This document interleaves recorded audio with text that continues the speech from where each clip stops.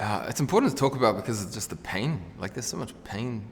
I think the faster we can strip the walls down, the better shot we have of helping each other and making this place a little bit more bearable than it is.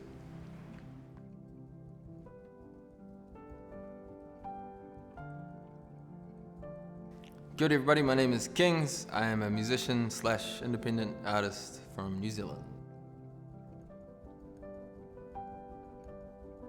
Guitars usually have 6 strings. I had a 4-string guitar. So I learned how to play music on that. But my musical journey in terms of, I guess, my love for it probably started in college. Music rooms, I spent a lot of time in there. I would say my creative stuff started from my genealogy. My granddad was a carver, a Māori carver. And I believe it was kind of like in the blood, in a sense.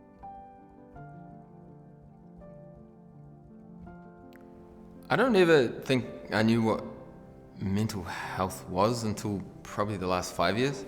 I don't know if it was just for men, but there was just a time where it was like, shut up and harden up kind of vibe. So it wasn't that I was never not struggling, I just never knew what it was called. I think the boys don't cry mentality comes from an old thinking where now, suicide rates of men in particular is like high, and you have a lot of serious issues that men are dealing with. And it's like that pressure of having to be cool and have it all together is kind of like dissipating. People are like, hey, tell me what's wrong, bro.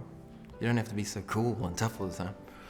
I think that's where we're at right now. The transitional phase between trying to be hard and being okay to talk about your feelings.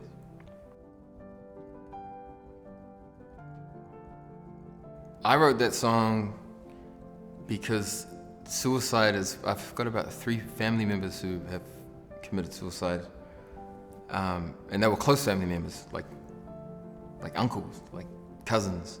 It kind of always sat with me, and I guess that's where the song came from, was like, you don't have to do it alone. Like, we're right here. But also understanding that people don't feel like that. Like they can be in a room full of strangers and feel alone, or even in a room full of family and feel alone.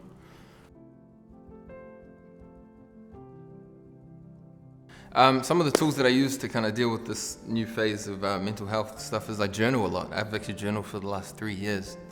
There's a book called The 5-Minute Journal. It's kind of 3 things that, what was it? A daily affirmation, 3 things that you want to achieve in the day. The first thing in the morning, and at the end of the day, it's 3 things you enjoyed about the day and 1 thing you could have done better. And that's kind of like the scheme of it. But the idea is to keep your mind positive. And so I've done that for the last 3 years. Also, I do a mindful class, I do a breathing class. Where we sit there and like breathe for like 20 minutes. It's like control your breathing, focus, and connect.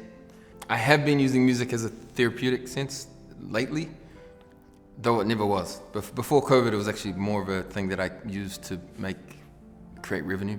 Now, it's something that I truly am using to like connect with myself and with my fans a lot more.